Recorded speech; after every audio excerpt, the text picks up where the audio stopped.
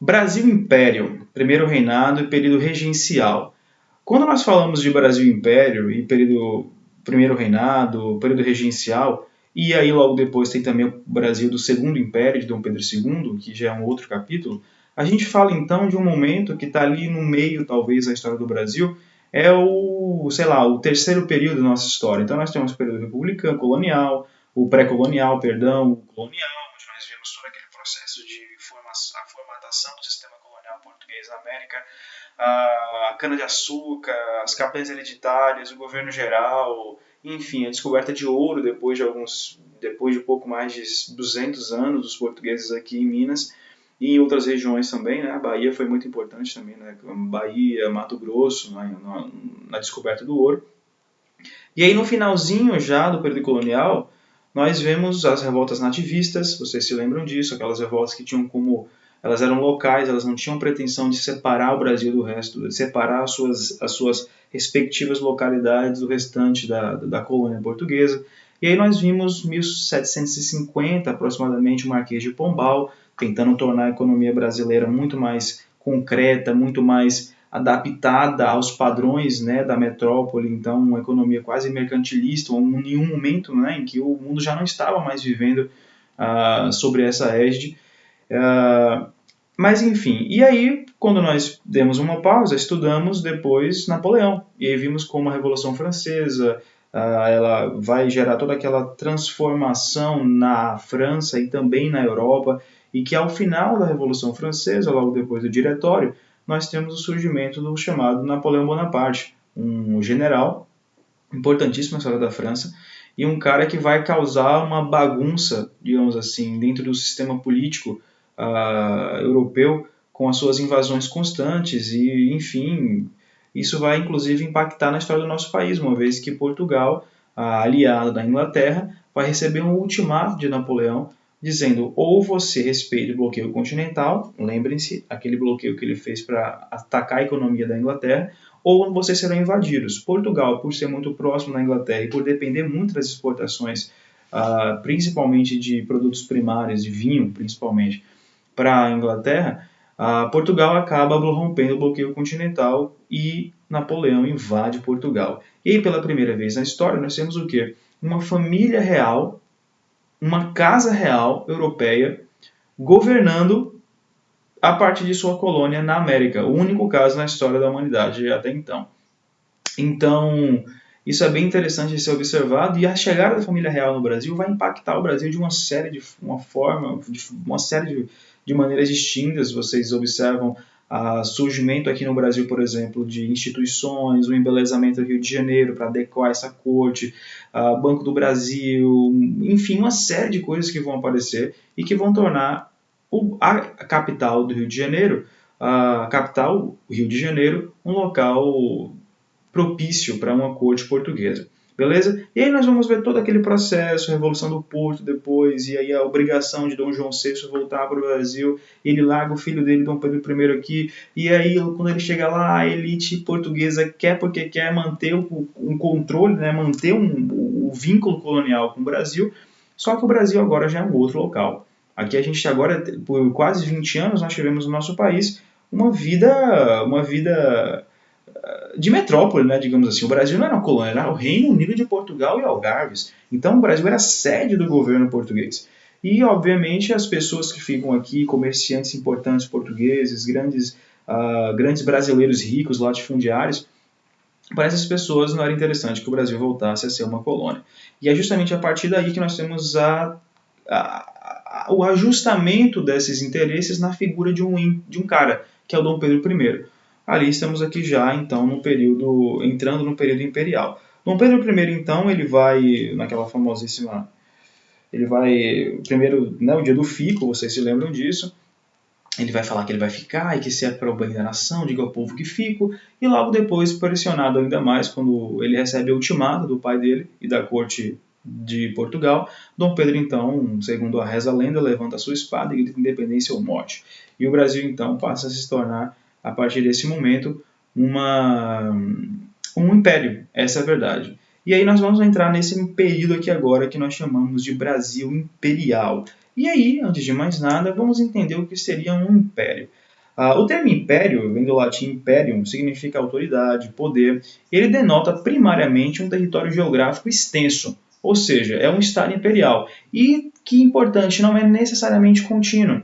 E uma coisa importante dos impérios é que os impérios eles costumam agir dentro de um território onde você não tem um conjunto homogêneo de nacionalidades. Isso é muito importante. Isso é interessante para a gente observar o outro ponto. O Brasil que nós conhecemos não existia ainda, simplesmente não existia. Essa noção de Brasil é uma noção criada no século XIX, que é o século da nossa construção da nacionalidade, principalmente a partir do governo de Dom Pedro II.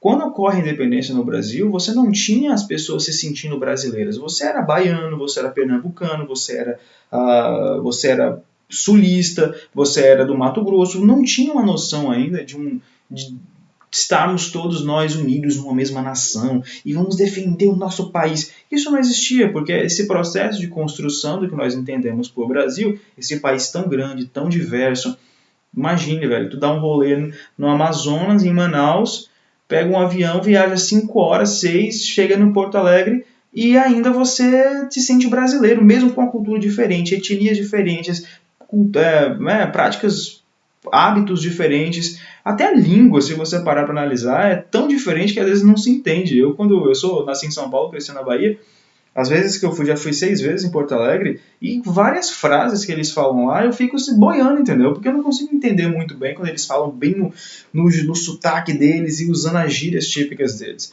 E a mesma coisa, né? A recíproca é verdadeira. E isso decorre do fato do nosso país ser tão grande, tão diverso, mas nós somos todos membros de um mesmo país e sentimos esse sentimento de nacionalidade. Mas isso é uma construção posterior na nossa história, principalmente a partir do século XIX, mas esse é um outro assunto.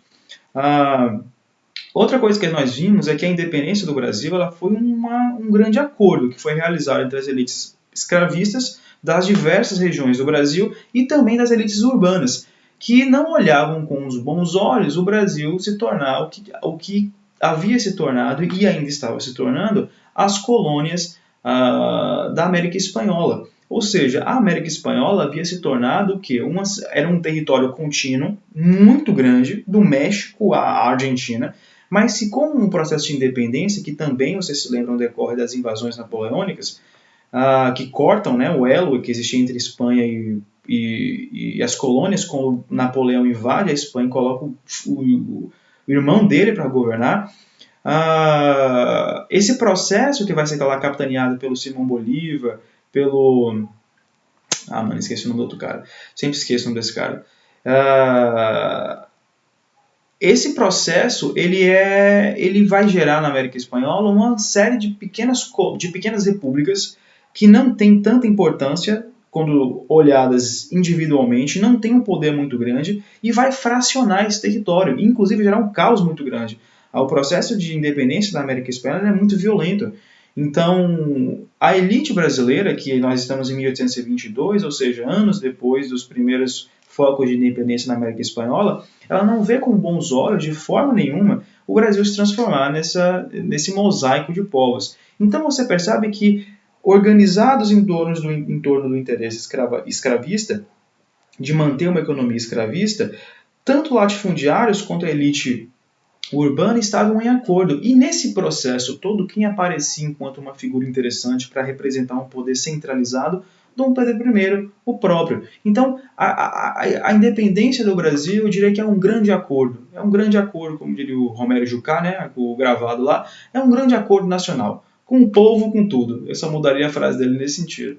Então, isso é interessante porque é esse acordo que vai nos ajudar a entender por que é que o Brasil, por exemplo, mantém a escravidão até 1888, ou seja, há muito tempo depois da independência. Beleza? E como eu expliquei para vocês, a figura de Dom Pedro então aparecia como esse nome forte para centralizar. Nós temos então o que nós chamamos de Brasil Império, dividido de uma forma didática em 3 períodos que para a gente estudar fica mais interessante. O primeiro desses períodos é o que nós chamamos de primeiro reinado, o reinado de Dom Pedro I.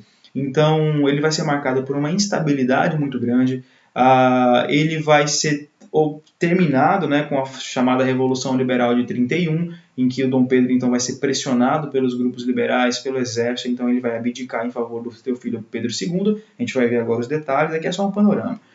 E logo depois, entre a abdicação de Pedro I e a posse de Pedro II, com 14 anos, nós temos o que nós chamamos de período regencial, em que o Brasil, por conta da minoridade do Dom Pedro II, que quando o Pedro I abdicou, ele só tinha 5 aninhos, não podia reinar com 5 anos, então nós seremos governados por regentes. Os regentes, então, eram pessoas que regiam o trono enquanto o Dom Pedro II, não assumisse a sua maioridade. Tranquilo? É nesse momento que a gente vê também a eclosão de muitos movimentos antimonárquicos e separatistas. A gente vai estudar depois, não nesse slide, eu acho que talvez eu faça um vídeo depois sobre isso, especificamente sobre os movimentos separatistas e as revoltas do período regencial, que são muito importantes. E tudo isso, então, gera na elite brasileira um conservadorismo muito grande. Por quê?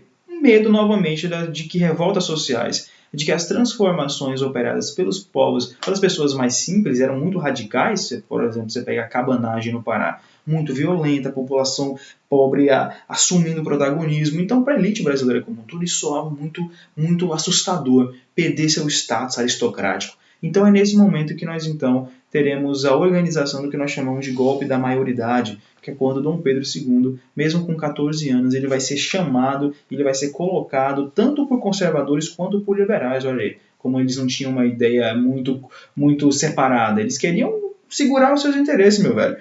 Então eles vão chamar o Dom Pedro I, Dom Pedro II, e Dom Pedro II então tornar-se-á imperador do Império do Brasil, com 14 anos de idade. Olha aí, eu tô aí com 18, 17 e não fez nada da vida, né? O cara já era imperador. Mas continuando. Já falamos disso, e quando então o Dom Pedro II ele vai assumir o trono, por meio do golpe da maioridade, nós teremos então o início, o período mais longo de um único governante na história do nosso país, que é Dom Pedro II, o próprio, e é um período relativamente estável da nossa economia. Provavelmente meu vídeo vai estar tapando esse buraco aí, mas eu vou falando. Com uma forte presença do trabalho escravo e uma economia de exportação voltada principalmente para gêneros primários. Então, do tipo tabaco, borracha, café principalmente, mas a gente vai estudar isso com mais calma em outro capítulo, que é o capítulo guardado só para o Segundo Império. Hoje, vamos falar com mais detalhes do Primeiro Reinado e do período regencial. Tranquilão? Então, vamos aqui observar como aconteceu. Quando o Brasil se torna independente, essa independência ela é meramente formal inicialmente. Vocês não acham, por exemplo, ninguém vai ser tolo de achar, por exemplo, que só porque o Dom Pedro I pegou lá, pega aqui no espanador, puxou a espadinha dele, levantou e falou independência ou morte, o Brasil do dia para a noite ficou independente de Portugal. Portugal abandonou os interesses na sua colônia. Obviamente que não foi isso. Então, quando você olha para o sul e para o sudeste do Brasil, você percebe que a influência do Rio de Janeiro era muito forte. Então a independência ali se fez de uma forma mais rápida e mais intensa. Só que nos demais estados, principalmente norte e nordeste, a Bahia, né, nesse contexto se mostra muito importante, ela foi segurada pelos portugueses até as últimas consequências. Para vocês terem ideia, para os meus alunos aqui da Bahia, a gente já sabe disso, mas talvez para você que está assistindo esse vídeo de outro estado, a independência da Bahia ela só vai acontecer no dia 2 de julho de 1823, ou seja, pouco menos de um ano, meses depois da famosa independência no 7 de setembro. Então, por quê? Porque os portugueses permaneceram ali, o foco de resistência foi muito grande, na Bahia ocorreu conflitos específicos em relação a isso, tanto é que aqui para a gente o 2 de julho ele acaba sendo mais importante, né, eu diria, do que o 7 de setembro. Ele é mais comemorado, ele é bem mais conhecido, talvez, pela população. Logo depois, então, que isso acontece, pronto, Dom Pedro proclama a independência, os principais focos de resistência portuguesa são destruídos. O que acontece agora? Agora é a busca pelo reconhecimento da nova nação. Então, externamente, agora é o momento em que o Brasil quer que os demais países reconheçam ele enquanto nação independente. Logo no ano seguinte, 1823, nós já temos os Estados Unidos, no âmbito da doutrina Monroe, que vocês já estudaram ou vão estudar, uma América para os americanos, ou seja, que é defender a unhas e dentes que todos os países da América possam se tornar independentes e não mais estejam presos às amarras das colônias europeias. Ele vai então reconhecer o Brasil enquanto um país independente e vai oferecer apoio para o Brasil. O México, por exemplo, faz em 1825. E também no mesmo ano nós temos o reconhecimento de Portugal, após muitos debates e após a intermediação da Inglaterra.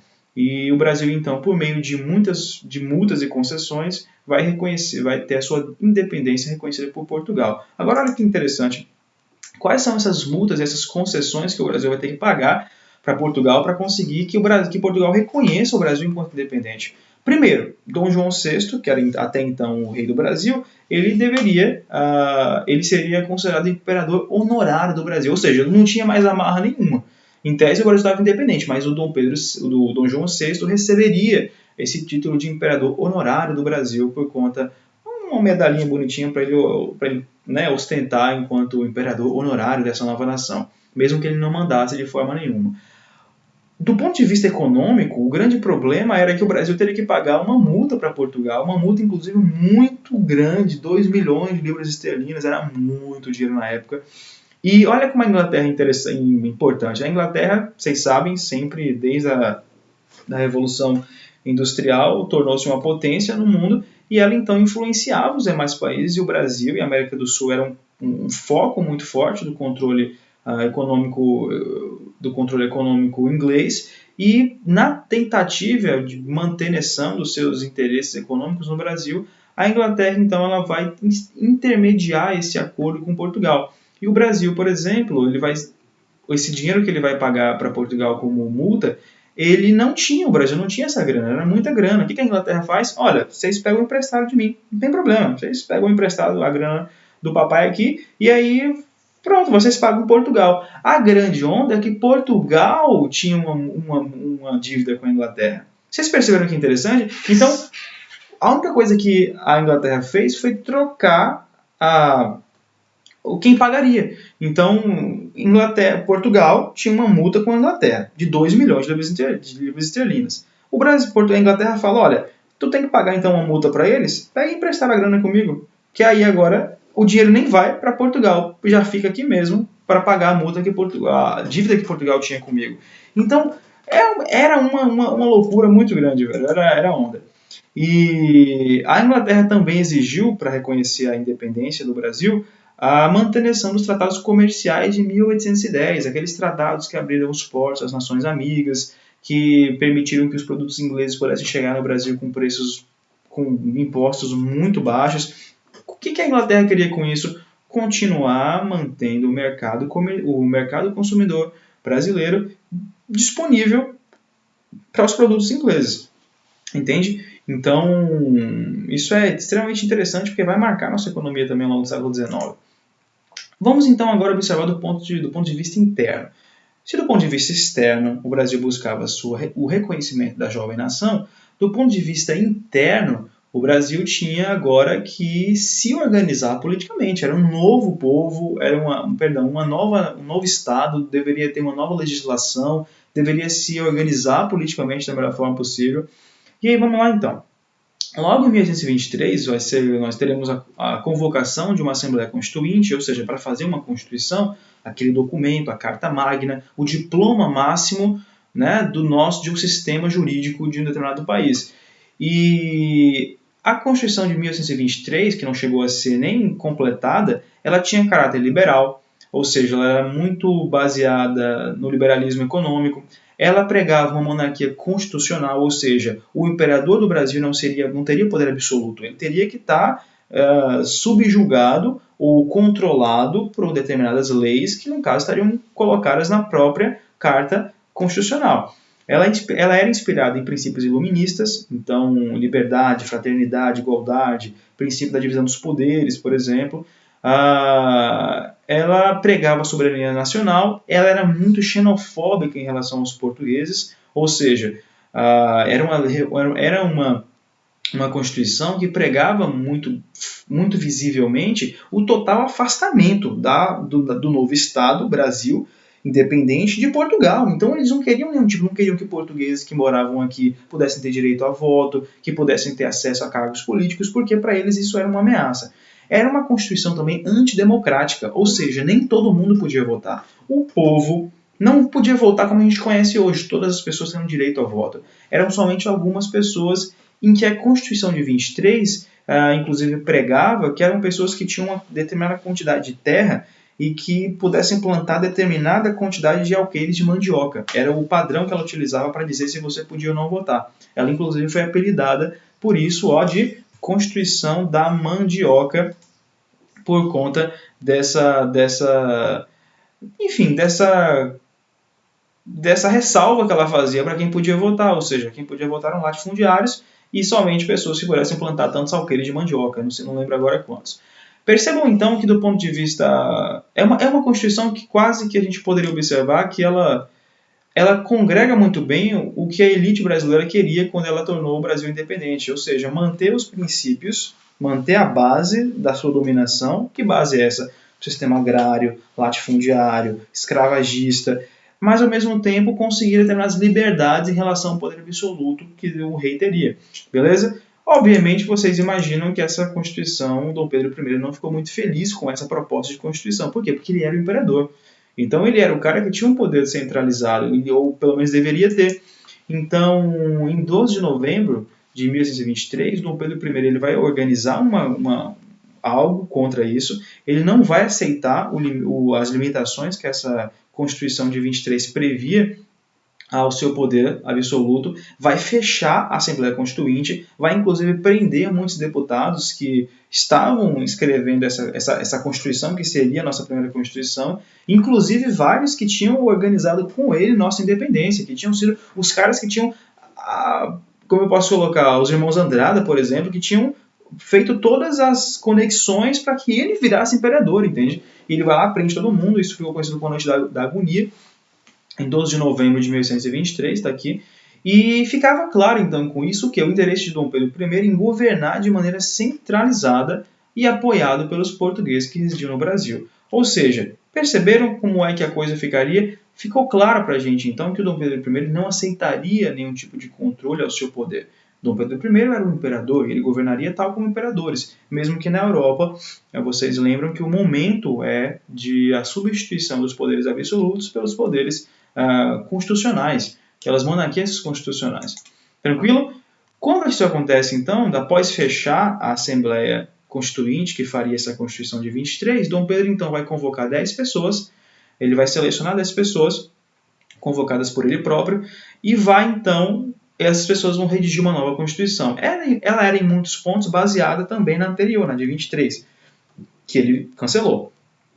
Mas ela tinha alguns outros pontos em comum. Por exemplo, o voto era censitário, era baseado na renda e não mais na posse de terras. Com isso, as pessoas que tinham algum tipo que não tinham terras, mas tinham dinheiro, é o caso dos comerciantes que apoiavam Dom Pedro I. Lembra que os portugueses, Dom Pedro I era português. Então você entende os motivos pelo qual pessoas próximas a ele, portuguesas de nascimento, também estariam interessadas em se manter no poder desse novo Estado que nasce. E essa colocação do voto feito também pela renda, e não só por posse de terras, permitiria que esses comerciantes acessassem o poder político no Brasil. Temos também a criação, então, nessa nova Constituição de 24, que vai ser realmente nossa primeira Constituição, do quarto poder.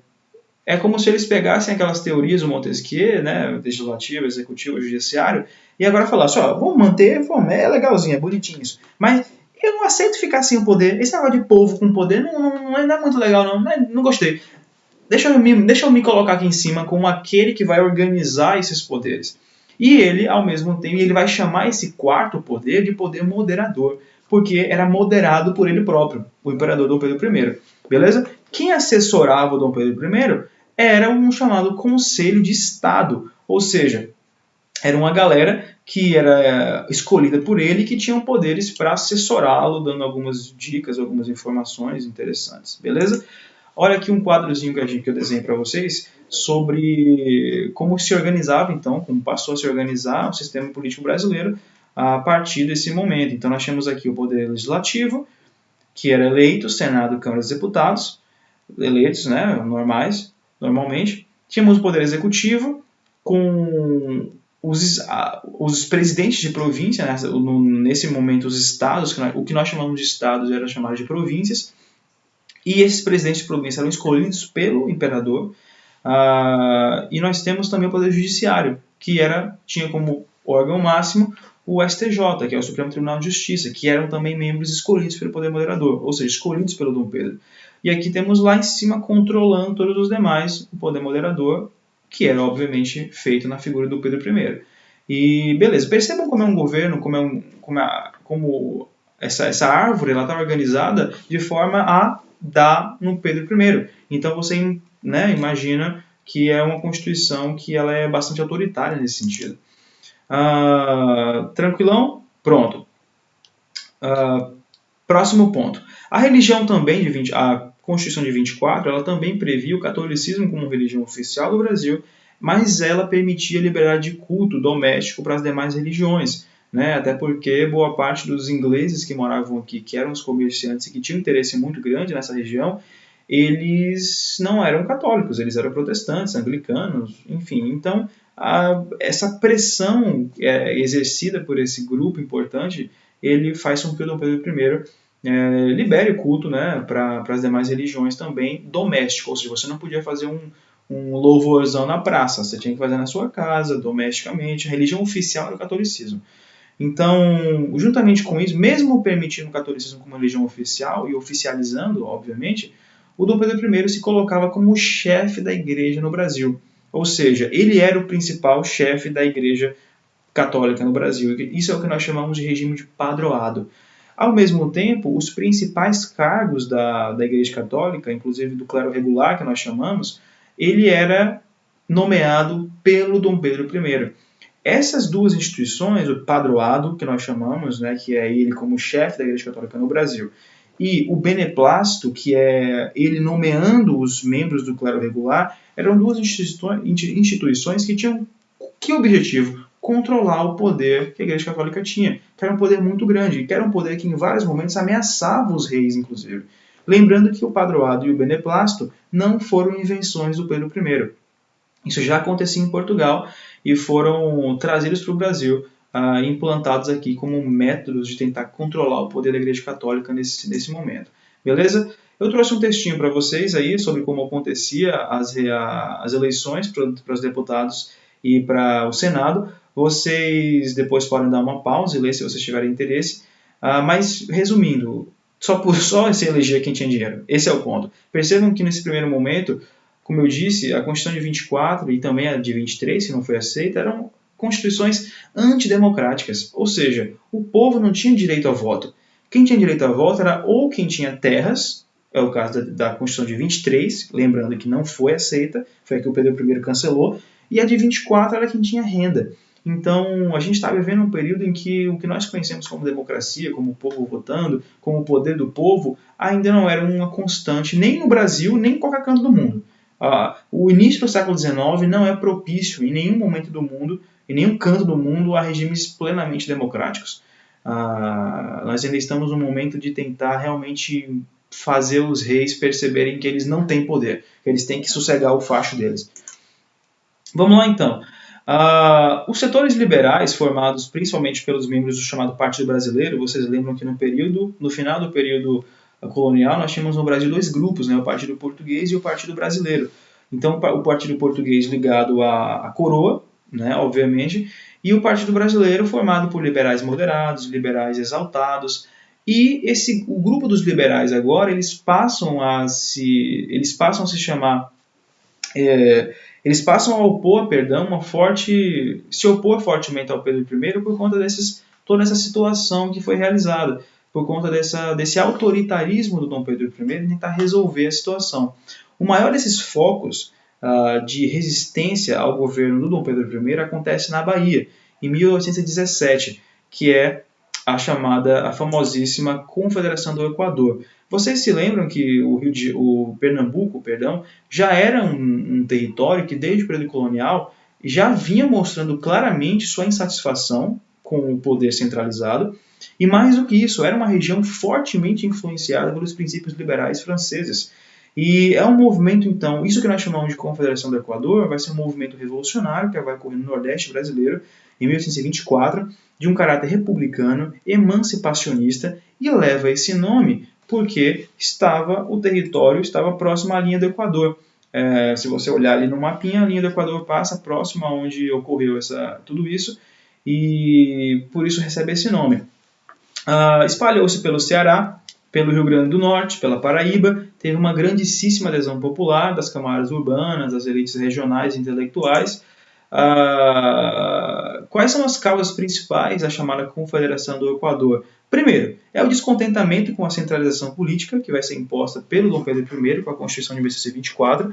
Então, vocês perceberam que a Constituição de 24 ela era muito centralizadora. O Dom Pedro I realmente se colocou como o cara mesmo, o cara que dava as últimas palavras. É um descontentamento muito grande com ainda a influência portuguesa na vida política brasileira, porque você se lembra que a Constituição de 23, a que foi cancelada, ela era anti-lusitana, ou seja, ela não aceitava que lusos portugueses mandassem no nosso país, ou que tivessem direito a também opinar nas decisões políticas do Brasil. Então, quando a Constituição de 24 veio, o Dom Pedro I, para resguardar esse grupo que era seu apoiador, ele não faz nada. Então, ele, pelo contrário, ele torna o voto censitário, por grana, né? Então, agora quem tinha grana podia votar. Se você era português e era comerciante e era rico, você podia votar. Simples assim. O grande estopim, esses são os dois fatores principais, mas o estopim, aquela gotinha que transborda o balde, é a imposição de um governador em Pernambuco. Ou seja, de um presidente de província. Dom Pedro I pega um cara da sua confiança e bota lá na lata mesmo e diz, olha, vocês vão ser governados por esse cara aí.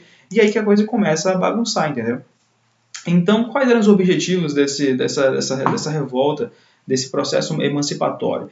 Primeiro, eles queriam a convocação de uma Assembleia Constituinte para a elaboração de uma nova Constituição, uma que suplantasse, que não fosse, que botasse abaixo de 24, que eles achavam autoritária.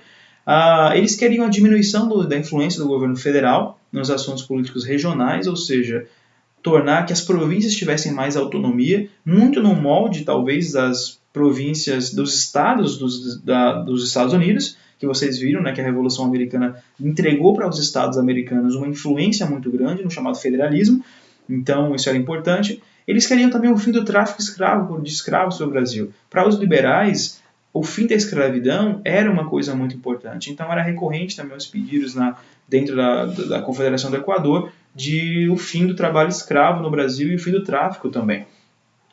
A formação de um governo independente na região obviamente, era uma revolta de caráter emancipatório, e após proclamar a independência, eles utilizaram a Constituição, inclusive, da Colômbia como modelo, né, que era uma Constituição bem liberal, uma Constituição feita ali no contexto da independência e dos conflitos entre as repúblicas espanholas que vão se formar do território espanhol na América. Nós temos, então, um mapinha que vocês estão vendo em verde aqui. É todo o processo para onde, na verdade, se espalha a chamada Confederação do Equador, como o epicentro Pernambuco, né? E beleza. A reação do governo brasileiro foi muito forte, foi muito intensa. Contratou vários mercenários ingleses para tentar conter a revolta. Foi muito rápida, realmente não perdeu tempo. A reação foi rápida, os líderes foram presos, alguns foram degradados, né, degradados que eu digo mandados para o exílio, outros foram mortos mesmo, é o caso de Frei Caneca, que era um frei, né, da Igreja Católica, e ele então foi condenado à forca. Mas olha que interessante, Frei Caneca era tão famoso, tão bem visto pela população da região, que ninguém encontrou um carrasco para puxar a forca dele e ele morrer, né? Então ele foi fuzilado.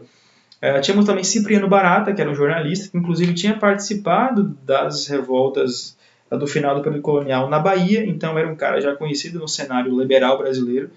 E depois de debelada a revolta, alguns fogem para o interior dos estados do Nordeste, mas tentam manter um movimento vivo, mas esse movimento não vai à frente, fica sem sucesso. Tranquilo?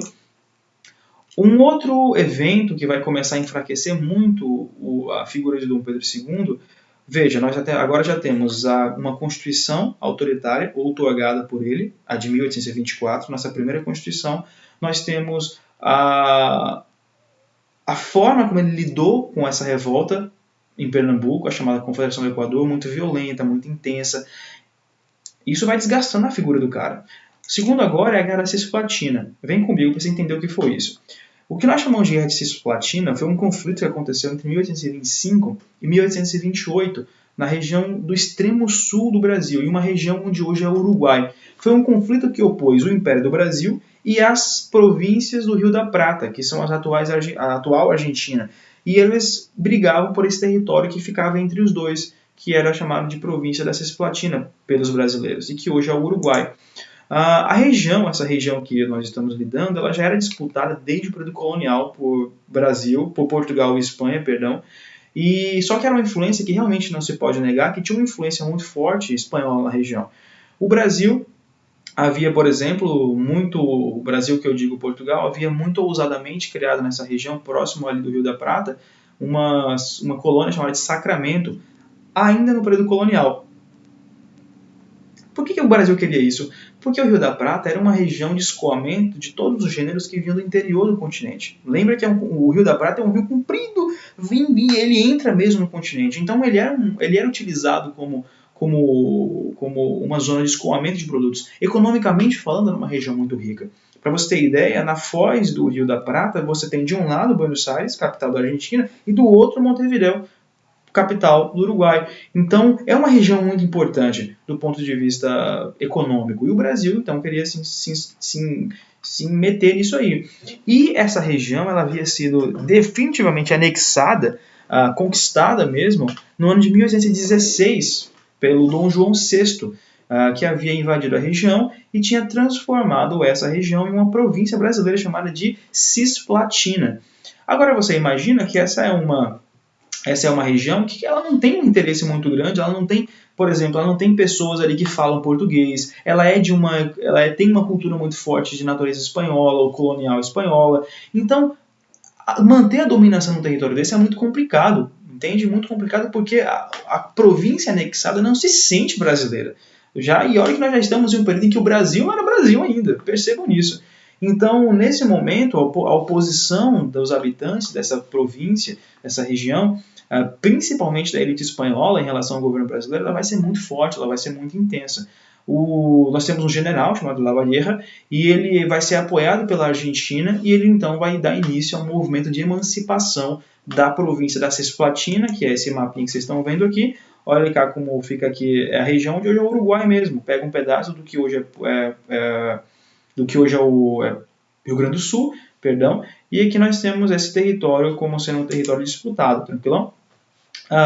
Esse movimento de emancipação, então, ele vai ser combatido pelo Pedro I, que vai declarar uma guerra contra os revoltosos em 1825, e interessante, a despeito, ou seja, embora o Brasil tenha gastos exorbitantes com esse conflito, em matéria militar, nós não fizemos muitos avanços, ou seja, o Brasil gastou muito e era um dinheiro muito gastos, vidas perdidas e que não tinha assim não tinha um retorno visível. E olha que o Brasil na época era um país mais populoso, era uma economia mais forte dentro da América Latina, dentro da América do Sul. Então se esperava do Brasil uma resolução rápida do conflito e não foi o que aconteceu.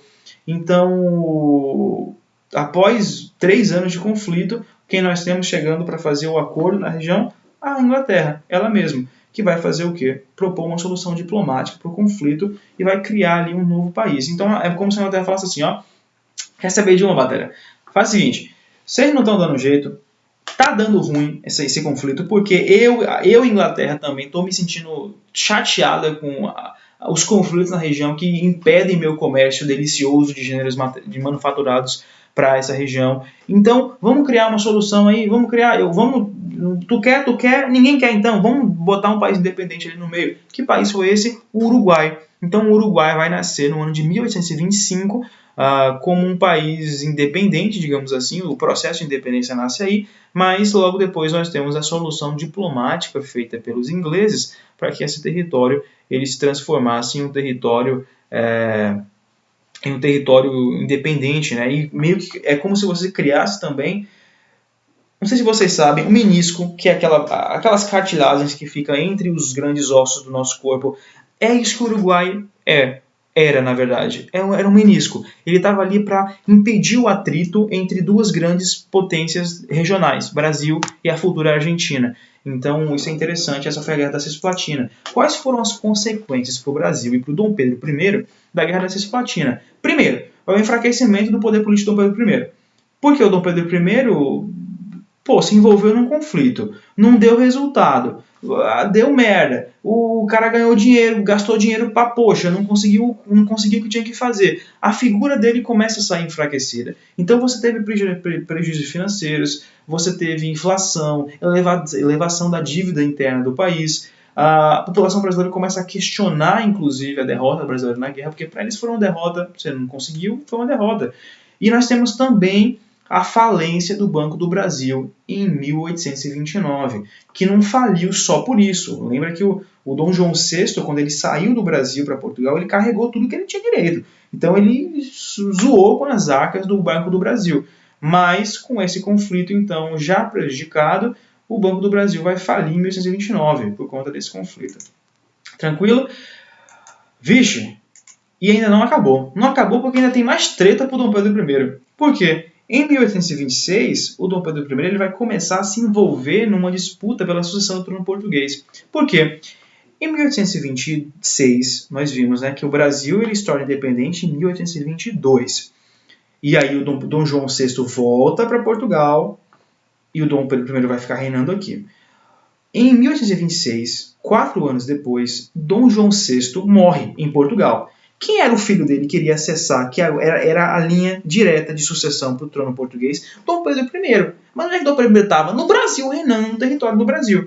Ou seja, Dom Pedro I, sendo o próximo à sucessão, ele tinha que escolher, ou ele ia para Portugal e reinava em Portugal, ou ele ficava no Brasil e reinava no Brasil. Provavelmente ele não teria como reinar nos dois lugares ao mesmo tempo, porque nem a elite brasileira que aceitaria isso, nem a elite portuguesa aceitaria isso.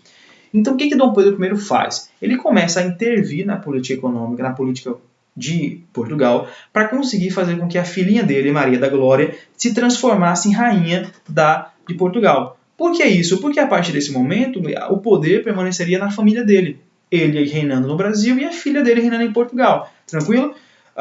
Só que a filha dele era menor de idade. Então ela não tinha idade para ser rainha ainda. Ele então pediu para que o irmão dele, Dom Miguel, fosse o tutor da princesa até que ela pudesse governar. E aí ele falava, enquanto ela está menininha, a gente chega lá, meu irmão fica lá com ela, sendo tutor dela, e aí depois de um tempo, inclusive, eles podem até se casar para manter o poder. Sério, Dom Pedro I fez isso. Ele ofereceu a filha dele para o irmão dele, para que o poder não saísse da família dele. Para tu ver que loucura, mano. Que doideira que eram essas famílias reais. Só que o problema é que o Miguel, bem ao estilo rolo do Viking, ele vai passar a perna, né, no Dom Pedro I e vai dar um golpe e vai tomar o poder em Portugal. E aí o Dom Pedro I vai passar ainda mais a se envolver diretamente com a política portuguesa, o que vai desagradar as elites brasileiras. Porque você imagina que não faz sentido o Brasil já estar independente há 4 anos e você ter o imperador do Brasil mandando ou tentando definir certas questões na política econômica, na política portuguesa. Não faz nenhum sentido. Então a elite brasileira começa a questionar bastante o Dom Pedro I. Então vamos ver o panorama até agora. Olha a situação. Dom Pedro I. A situação econômica estava desfavorável. Nós tínhamos uma insatisfação muito grande com a centralização política e o autoritarismo do Dom Pedro I. Desde a Constituição de 24, passando pela forma como ele resolveu o problema da Confederação do Equador. Nós temos também o problema referente à Guerra da Cisplatina, tanto o financeiro quanto o problema de questionamento da capacidade do Dom Pedro I de organizar o país. Nós temos também, agora, com a última questão, o Dom Pedro I influenciando a política portuguesa e mostrando que ele tem muita vontade de ser rei dos dois lugares. Então, o Dom Pedro I começa a receber fortíssimas críticas de alguns grupos liberais no Brasil. Diariamente, muitos jornais, publicações, enfim. Um desses caras, talvez não era o único, obviamente, mas era o mais famoso, ou talvez o que incomodava mais, era um carinha chamado Líbero Badaró. Ele era um jornalista. Em São Paulo, em 1830, o Líbero Badaró vai ser morto por partidários do Dom Pedro I, vai ser assassinado. Resultado, Dom Pedro I, todo questionado. O Líbero Badaró enche o saco e aparece morto. Quem é que o povo vai achar que mandou matar o Líbero Badaró? O Pedro I. E aí, se ele mandou, bicho, eu não sei. Mas o fato é, as principais suspeitas foram recair em cima dele. Então, ele começou a ser ainda mais questionado e, cara, o ambiente começou a ficar muito pesado para o Dom Pedro I. Em Minas Gerais, nós tínhamos a maior parte da oposição, ou uma parte muito considerável da oposição que se fazia ao Dom Pedro I. E ele, então, tentando buscar melhorar a sua imagem, buscando tornar, mostrar que era um cara mais bonitinho, que era um cara... Enfim, para tentar melhorar a sua imagem para a população, ele, então, vai dar um rolê em Minas Gerais. Vai passar por algumas cidades. Quando ele passou por Ouro Preto, as pessoas receberam Dom Pedro lá da pior forma possível. Faixa preta na janela e todo mundo de janela fechada. Tipo assim, cara, a gente não quer te ver aqui não, mano. Rala peito, vai, vaza. E o Dom Pedro I saiu de lá, né, muito desmoralizado. Quando então ele está voltando de Minas para Rio de Janeiro, os membros do Partido Português, que eram os apoiadores deles, para mostrar, né, para engrandecer o Dom Pedro I, não deixar que se transmitisse uma imagem de que ele estava realmente perdendo a posição dele, que ele estava realmente sendo muito questionado, eles resolvem fazer uma festa para recepcionar o imperador. Durante os festejos, tanto dentro do ambiente da festa quanto fora, começa uma pancadaria generalizada entre os apoiadores e os opositores do Dom Pedro I. É o que nós chamamos de Noite das Garrafadas, em 13 de março de 1831. Então, foi um conflito assim, regional muito intenso, loucura pura, para você ver como é que estava, como realmente... Existiam dois grupos dentro do Brasil nesse momento. Alguns apoiando o cara e outros não queriam de forma nenhuma que o cara assumisse o poder. Beleza? Depois disso, alguns dias depois, não mais do que uma semana, Dom Pedro I ele começa então ele vai tentar criar mecanismos de se aproximar um pouco mais dessa parcela da população que estava contra ele. Então ele vai tentar formar um gabinete de ministros, lembra do Conselho de Estado que auxiliava ele? Então, só formado por brasileiros. Para mostrar, olha, tá vendo? Vocês estão aqui, eu estou aceitando o que vocês estão falando, eu estou aqui permitindo que brasileiros me auxiliem. Beleza? Só que, obviamente, quando ele chama esses brasileiros para governar com ele, a treta toda é que o Dom Pedro I ele vai entrar em conflito com esses caras, porque esses caras queriam o quê? Queriam independência, queriam que o poder dele fosse diminuído, queriam que ele parasse de se envolver na política econômica e política normal mesmo de Portugal. Então, com isso tudo, o Dom Pedro I não vai aguentar. 15 dias depois, ele vai dissolver esse novo ministério e vai formar um novo ministério formado só por portugueses, agora bem próximos a ele. Meu amiguinho, para quê? Foi o estopim da treta. Então, nós tivemos que em 7 de abril de 1831, várias pessoas vão se manifestar contra Dom Pedro I. O exército vai agora se opor a ele, vai cercar o Paço Imperial. A elite liberal vai pressionar muito Dom Pedro I. Então, ele pressionar todos os lados e, ao mesmo tempo, para salvar o governo na figura da sua família, o que ele vai fazer? Ele vai abdicar. Olha só, no final das contas ele foi muito inteligente, porque ele percebeu que a figura dele estava esgotada, ele era um defunto político no Brasil, ele não tinha mais moral com ninguém. Ele então abdica do trono, vai para Portugal, reinar em Portugal, e deixa quem? Um filho dele, ou seja, o poder não sai da família dele. Quem era esse filhote dele? Um carinha chamado Dom Pedro II. Então, assim, Pedro de Alcântara blá, blá, blá, blá, tinha um nome do tamanho do universo. E Pedro II, na época, só tinha 5 aninhos, não podia reinar. E, pela nossa Constituição de 24, sempre que o rei não pudesse governar por qualquer motivo, o Brasil, então, seria governado por uma regência trina. 3 políticos que, então, se organizariam enquanto o rei não estivesse apto a reinar. E como Dom Pedro II era menor de idade, ele só poderia reinar a partir da sua maioridade. Beleza? Com isso, nós então iniciamos o chamado período regencial, que vai de 1831 a 1840. Mas esse é assunto para um próximo vídeo. Belezinha? Valeu, tudo na paz, é nóis!